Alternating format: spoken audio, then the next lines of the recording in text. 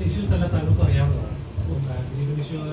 നടക്കുന്ന നിലയിൽ കോടതി വിധി വന്നതിന് ശേഷം പോലും അദ്ദേഹം ടാർഗറ്റ് ചെയ്യപ്പെടുന്നുണ്ട് പല അസോസിയേഷനിലും നല്ല തെർക്കമെന്നുള്ള അർത്ഥം നിലയിൽ താങ്കളുടെ അഭിപ്രായം എന്താണ്? എന്റെ നിലയിൽ ഇപ്പം സമ്മറിൻ ബക്കല് ഡെന്നീസ് ഇതൊക്കെയാണ് ഞാൻ ഒരു മാസം ഈ 3 മാസമായിട്ട് ആലോചിക്കുന്നത്. അപ്പൊ അത് കാരണം ഇതൊന്നും എനിക്ക് മുമ്പിലുള്ള കാര്യങ്ങളല്ല. അതാണ് എനിക്ക് പറയാനുള്ളത്. ഇല്ല, ഒരു പ്രശ്നവുമില്ല. So let us close വിദ്യാജിഗിരി.